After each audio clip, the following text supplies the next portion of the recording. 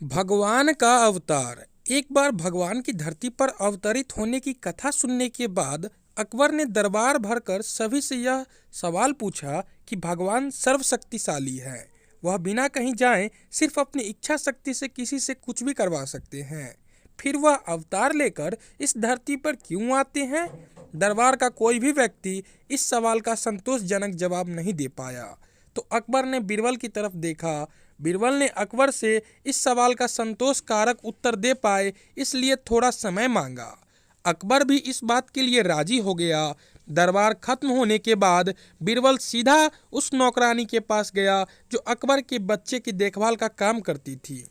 बीरबल ने अकबर द्वारा पूछे गए सवाल के बारे में उस नौकरानी को बताया और उसे उस सवाल का उत्तर देने में उसकी सहायता की जरूरत होगी ऐसा उसे समझाकर उसकी सहायता मांगी।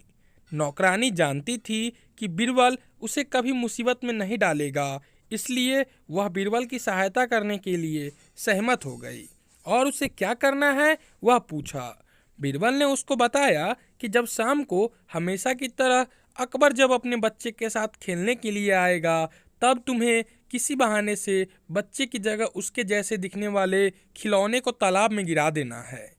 अगले दिन शाम को जब अकबर टहलने के बाद जब तालाब के पास आया तो उसने नौकरानी से अपने बच्चे को लेकर आने के लिए कहा।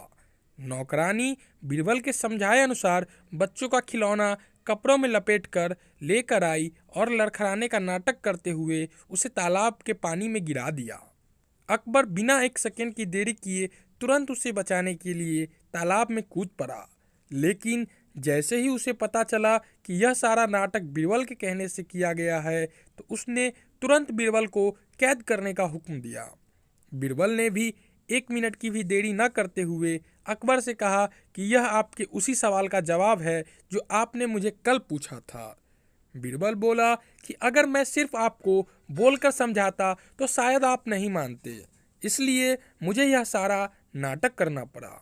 जैसे आपके पास इतने सारे नौकर होते हुए भी आपने अपने चहेते बच्चे के लिए खुद ही पानी में कूदना बेहतर समझा, बस इसी तरह भगवान भी अपने चहेते लोगों के लिए उन्हें मुसीबत बचाने के लिए खुद ही धरती पर अवतरित होते हैं। फिर चाहे वह अपनी एक इच्छा मात्र से उनकी सहायता कर सकते हैं, लेकिन यह उनका प्यार ही है जो उन्हें धरती पर खींच लाता है। बीरबल की बातें सुनकर अकबर का गुस्सा शांत हो गया और उसके जवाब से अकबर पूरी तरह संतुष्ट हुआ।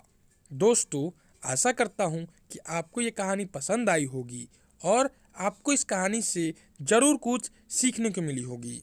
ऐसे ही हर रोज़ एक नया कहानी सुनने के लिए और हर रोज़ कुछ नया ज्ञान पाने के लिए हमारे चैनल को सब्सक्राइब कर दे और कहानी पसंद आई हो तो कहानी को एक लाइक कर दे। और आप इस कहानी के बारे में अगर कुछ कहना चाहते हैं तो हमें आप कमेंट करके ज़रूर बताएं। हमें आपकी कमेंट का बेसब्री से इंतज़ार रहेगा, तो कमेंट करें।